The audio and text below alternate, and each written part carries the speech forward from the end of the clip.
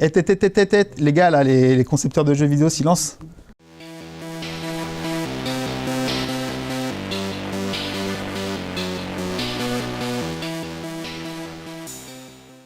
Aujourd'hui, 25% de l'énergie que nous consommons relève du gaspillage. Pour sensibiliser à cette problématique, l'entreprise Dowino travaille sur un projet de Serious Game. Le jeu est initié par Smart Electric Lyon, un laboratoire d'innovation qui vise à construire les solutions de demain en matière de maîtrise de l'énergie. Le jeu sera présenté en avant-première lors de l'événement Super Demain, un événement organisé par l'association Fréquence École, partenaire du projet. Nous partons à la rencontre du studio de création Dowino, accompagné de Julien de Smart Electric Lyon. Dowino, on est un studio de création de jeux vidéo, d'applications et de films.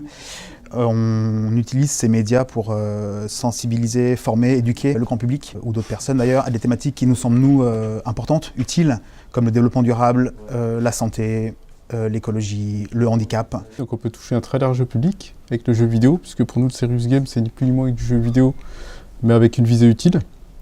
Et puis l'autre avantage, c'est le fait que par le jeu, on va plus facilement en fait apprendre, on va plus facilement se sensibiliser, on va y aller avec beaucoup plus d'envie.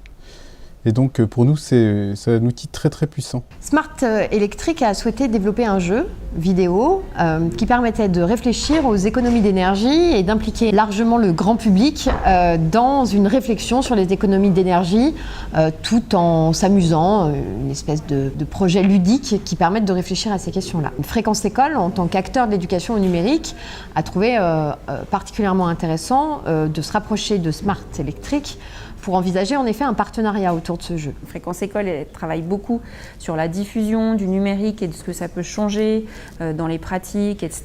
Et nous, à la fois pour Smart Electric Lyon, mais aussi pour notre entreprise, c'est tout à fait des thématiques qui nous intéressent. On a à la fois la transition énergétique à gérer, mais aussi la transformation digitale. Et donc le partenariat avec Fréquence École a tout son sens de ce point de vue-là. Super Demain va permettre de réunir beaucoup de gens. Ça va nous permettre d'aller rencontrer des publics qui sont des publics plus jeunes peut-être et qui pourront aussi s'approprier le jeu. Et c'est intéressant de tester un jeu en fait dans un festival comme ça. C'est parce que ça permet aux gens d'être un peu dans la mécanique qu'il y a derrière le jeu.